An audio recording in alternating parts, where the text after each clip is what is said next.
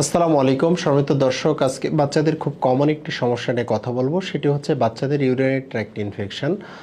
Urinary tract বলতে আমরা কি বুঝি সেই ব্যাপারে যদি আমরা প্রথমে কথা বলি, তাহলে বলবো যে ইউরিনারি ট্র্যাক্ট বলতে আমরা সাধারণত বুঝি বাচ্চা যে প্রস্রাব করে যে রাস্তা দিয়ে, মূত্রনালী, মূত্রথলি এবং বাচ্চাদের কিডনি, এই কয়েকটির সমন্বয়ে মূলত ইউরিনারি ট্র্যাক্ট তৈরি হয় এবং এই ইনফেকশনটি এই ট্র্যাক্টের যে কোনো জায়গায় হতে পারে। এই ধরনের ইনফেকশন হলে, এই ইউরিনারি ট্র্যাক্টে ইনফেকশন হলে আমরা কিভাবে বুঝবো বা একটি বাচ্চা কিভাবে তার বহিঃপ্রকাশ ঘটাবে, সেক্ষেত্রে আমি কিছু লক্ষণ বলবো যেগুলো আপনি আপনার বাচ্চার সাথে মিলাতে পারেন এবং সহজেই আপনার বাচ্চা ইউরিনারি ট্র্যাক্ট ইনফেকশনে আক্রান্ত হয়েছে কিনা সেটি আপনি বুঝতে পারবেন। তাহলে প্রথমেই ধরে যদি আমি বলি, তাহলে দেখা যাবে যে আপনার বাচ্চা বারবার প্রস্রাব করতে চাবে এবং প্রস্রাব করার সময় তার প্রস্রাবের রাস্তায় প্রচণ্ড জ্বালাপোড়া করবে, ব্যথা পাবে এবং বাচ্চা প্রস্রাব করতে চাইবে না। সে প্রস্রাবের সময় আসলেই সে পালিয়ে বেড়াতে চাবে এবং কান্নাকাটি করবে। একসময় প্রস্রাব ধরে রাখার কারণে তার তলপেটে ব্যথা হয় এবং এই ব্যথাটি তলপেট হয়ে আমার পেটের ডান দিকে এবং বাম দিকেও যেতে পারে। আরেকটি গুরুত্বপূর্ণ বিষয় হচ্ছে যে প্রস্রাবের এই ইনফেকশন থেকে বাচ্চা জ্বরে আক্রান্ত হবে এবং জ্বর অনেক বেশি আকারে আসতে পারে। জ্বরের সাথে বাচ্চা বমি বমি ভাব আসবে এবং এই বাচ্চা বারবার যখন প্রস্রাব করবে, এবং অনেক সময় আছে যে প্রস্রাব করার পরে বাচ্চা আবার ফোঁটায় ফোঁটায় তার প্রস্রাব পড়ছে। এক্ষেত্রে বাচ্চাদের ক্ষেত্রে, ছেলেদের বাচ্চাদের ক্ষেত্রে আরেকটি বিষয় লক্ষণীয়, সেটি হচ্ছে যে আপনার ছেলে বাচ্চা দেখবেন যে সে পেশাব করার পরে তার যে পেনিস রয়েছে সেটি ধরে সে টানাটানি করবে অথবা চুলকাবে। বারবার সে, যারা কথা বলতে পারে না তারা বারবার সে জায়গাটি হাত দিবে।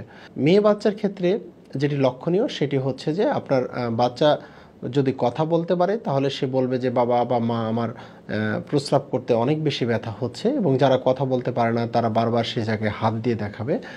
সম্মানিত দর্শক, আমি যে লক্ষণগুলো বললাম সেগুলো হচ্ছে আপনার বাচ্চার যদি ইউরিনারি ট্র্যাক্ট ইনফেকশন থাকে তাহলে এই লক্ষণগুলো প্রকাশ পাবে এবং আপনি খুব চাইলে খুব সহজেই এই রোগটি নির্ণয় করতে পারবেন এবং একজন ডাক্তারের সাথে কথা বলে এর ব্যবস্থা করতে পারবেন। আপনার প্রশ্ন জাগতে পারে যে আমি এই যে বাচ্চা আমার যদি এইরকম ইউরিনারি ট্র্যাক্ট ইনফেকশনে আক্রান্ত হয় সেক্ষেত্রে আমার করণীয়টা কী?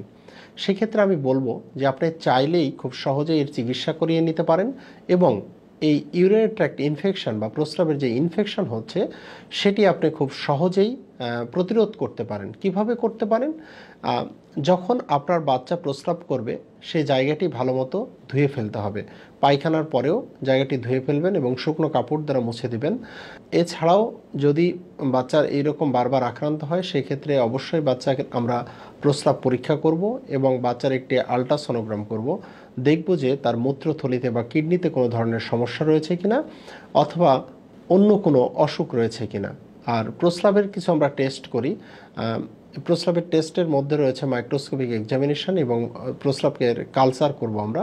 সেক্ষেত্রেও আমরা বুঝতে পারবো যে বাচ্চার যে প্রস্রাব রয়েছে সেখানে ইনফেকশনের মাত্রা কেমন এবং কোন অর্গানিজম দিয়ে বা কোন ব্যাকটেরিয়া দিয়ে এই ইনফেকশনটি হচ্ছে, সে অনুযায়ী আমরা তার চিকিৎসা করতে পারবো। সম্মানিত দর্শক, আজকে যে বিষয়টি নিয়ে কথা বললাম সেটি হচ্ছে অনেক বেশি গুরুত্বপূর্ণ এবং এই বাচ্চাগুলো বারবার জ্বর আসে, অনেক ক্ষেত্রে এগুলো আমাদের ডায়াগনোসিস করতে অনেকেরই অনেক সময় লেগে যায়।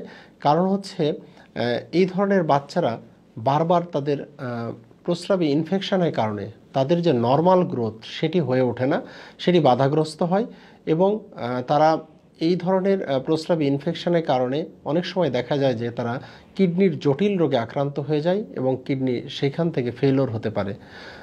তাই আমি বলবো যে বাচ্চার যদি এই ধরনের সমস্যার সম্মুখীন হন তাহলে খুব দ্রুত ডাক্তারকে দেখান এবং আপনার বাচ্চার যে রোগটি হয়েছে সে ব্যাপারে সঠিক একটি কারণ খুঁজে বের করতে হবে এবং তার চিকিৎসা দিতে হবে। ধন্যবাদ সবাইকে। আসসালামু আলাইকুম।